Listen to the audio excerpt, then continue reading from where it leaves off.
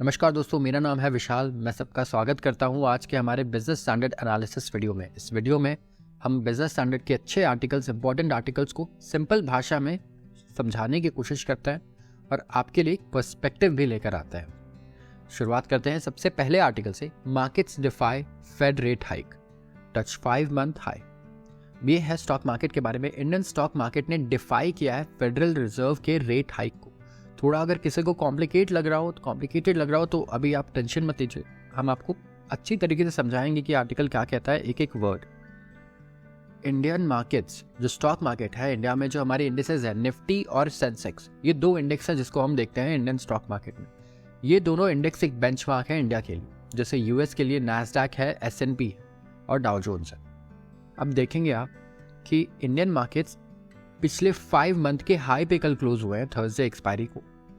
और ये बहुत ही इंपॉर्टेंट था क्योंकि यूएस का जो सेंट्रल बैंक है, जैसे इंडिया का आरबीआई है, यूएस का सेंट्रल बैंक है RBI, reserve bank of India, जैसे यहाँ पर है वैसे वहाँ पर फेडरल रिजर्व है। तो फेडरल रिजर्व ने कहा कि वो इंटरेस्ट रेट्स बढ़ाएगा 25 बेसिस पॉइंट से। 25 बेसिस पॉइंट का मतलब होता है 0.25%।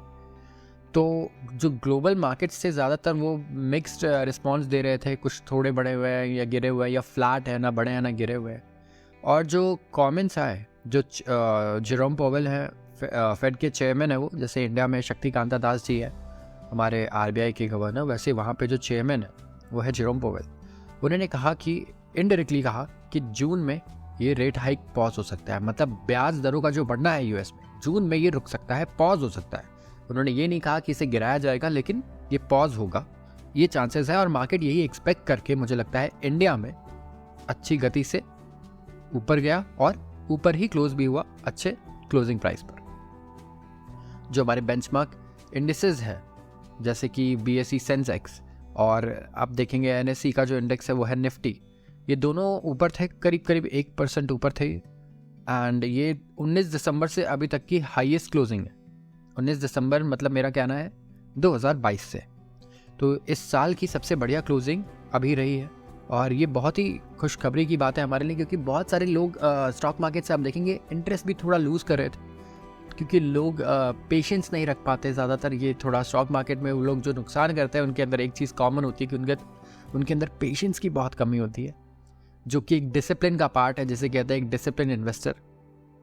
तो अब जो है, क्योंकि मार्केट ने अच्छा रिस्पॉन्स दिया है, तो यहाँ पे लोगों के पोर्टफोलियोज भी मुझे लगता है काफ़ी लोगों के बेटर हो चुके होंगे। अभी कुछ लोगों के नेगेटिव होंगे तो वो पॉजिटिव भी ज़रूर आ गए होंगे। अब देखेंगे कि रैली जो हुई है ये स्पेशली बैंक्स की वजह से भी हुई है, क्योंकि HDFC का भी कल रिजल्ट था जो बहुत अच्छा आया है। तो जब इंडिया के जो सबसे बड़े बड़े इंस्टीट्यूट्स हैं, जैसे किसी भी सेक्टर में अगर सबसे बड़ा बैंक देखे तो एक सेक्टर एक इंडेक्स है, और उस सेक्टर का जो सबसे बड़ी कंपनी है जैसे HDFC हो गई, तो इसे भी एक इंडेक्स की तरह मानते हैं, एक बेंचमार्क है ये। अगर ये अच्छा परफॉर्म करती है, ग्रो करती है, इसका मतलब ये सेक्टर करेगा, और मान के चलते हैं कि जो बाकी कंपनीज है अच्छी, वो भी ग्रो करेंगी। तो इसीलिए ऑल अक्रॉस द मार्केट जो है अच्छी रिस्पॉन्स देखी गई। हर एक तरीके के शेयर में बाइंग आई है। ऐसा नहीं है कि खाली बैंक्स बड़े हैं। आप देखेंगे रिलायंस ऑयल एंड गैस भी ऊपर था, FMCG भी सही ऊपर था। तो इस तरीके से लोग एक्सपेक्ट कर रहे हैं कि जो ये क्वार्टर की अर्निंग्स है ये ठीक आई हैं, और अगली और अच्छी आएंगी। क्यों? क्योंकि अगली क्वार्टर में ब्याज दर जो है वो कम होगा। अब ब्याज दर कम होगा, इंटरेस्ट कम होगा, तो इंटरेस्ट का जो एक्सपेंडिचर है कंपनीज का वो भी बचेगा, तो प्रॉफिट अगले क्वार्टर और बढ़ के आएगा। अब ये तो हो गया प्रॉफिट और खर्चे की बात, लेकिन जब लोग जो लोन पर लेके घर ले रहे होंगे, कार ले रहे होंगे, वो भी अब और ज्यादा बाइंग कर पाएंगे। जिसका मन शायद ना बन पा रहा हो कार लेने का, वो भी लेगा, घर भी वो लेगा अगर होम लोन्स सस्ते हो गए तो इससे उनकी सेल्स भी बढ़ी, खर्चा बढ़ा, उसके बाद सेल्स भी बढ़ी, लोगों का भी फायदा हुआ। लोग कंजम्पशन ज्यादा कर पाएंगे उतनी इनकम में। अगर एक आदमी लेट्स से 2000 रुपये इंटरेस्ट में दे रहा था पहले, वो बचेंगे तो उसे कहीं और खर्च करेगा। इसकी वजह से सिर्फ एक इंटरेस्ट आप देखेंगे इतना इंपॉर्टेंट होता है एक इकोनॉमी के लिए। पूरी इकोनॉमी जो है अलग तरीके से इवॉल्व कर जाती है, रिएक्ट करती है इसके बढ़ने और गिरने से। तो इसी तरीके से स्टॉक मार्केट के लिए तो बहुत अच्छी न्यूज़ होती है। जब भी इंटरेस्ट रेट्स गिरते हैं ये स्टॉक मार्केट के लिए पॉजिटिव ही रहते हैं ज़्यादातर। लॉन्ग टर्म में अगर आप देखें, शॉर्ट टर्म में वॉलेटिलिटी आ सकती है दोनों डायरेक्शन में, ये कुछ कहा नहीं जा सकता क्योंकि बहुत सारे रीजंस होते हैं। शॉर्ट टर्म में मार्केट चलती है इमोशन से, सेंटिमेंट से, लेकिन लॉन्ग टर्म में हमेशा लॉजिक और फंडामेंटल काम आता है। तो इस तरीके से आप देखेंगे फॉरेन इंस्टीट्यूशनल इन्वेस्टर्स भी इंडिया में बाइंग कर रहे हैं अभी, तो काफ़ी अच्छा मौका है इस वक्त। मुझे लगता है कि इंडिया में प्रॉफिट बुकिंग भी काफ़ी लोग कर रहे होंगे अपने पोर्टफोलियोज़ में, तो ये काफ़ी अच्छी न्यूज़ है इंडियन स्टॉक मार्केट के। अब आते हैं अगली खबर पर। इंडिया और रशिया सस्पेंड कर रहे हैं टॉक्स टू सेटल इन रुपी।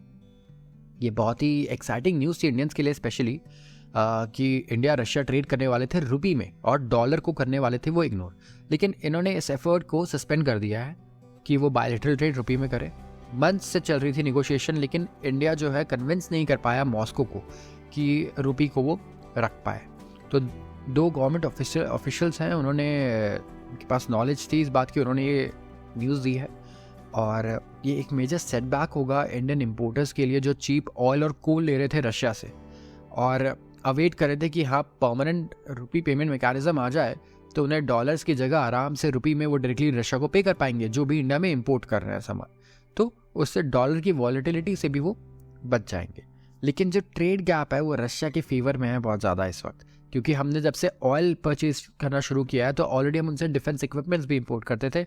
अब वो इंपोर्ट का जो आप कह सकते हैं कि डिफिसिट है वो और ज़्यादा बढ़ गया है, ट्रेड डिफिसिट जिसे हम कहते हैं। ट्रेड डिफिसिट का मतलब हम उनसे इंपोर्ट ज़्यादा करते हैं और एक्सपोर्ट कम करते हैं, तो हम लोग नेट बायर है, नेट इंपोर्टर है, और एक बहुत बड़ा रीज़न है जिसकी वजह से मॉस्को रुपी को अडेप्ट नहीं करना चाहता इस वक्त। तो उनका एनुअल सरप्लस इस वक्त $40 बिलियन का है। हम लोग $40 बिलियन का ज़्यादा इंपोर्ट करते हैं जितना हम रशिया को एक्सपोर्ट करते हैं उससे। तो कमेंट सेक्शन में क्या आप कुछ लोग बता सकते हैं कि रशिया को ऐसी कौन सी चीज़ें हैं जो हमें इंडिया से एक्सपोर्ट कर सकता है? अगर कुछ अच्छे आइडियाज़ हो तो आप हमें ज़रूर बताएं।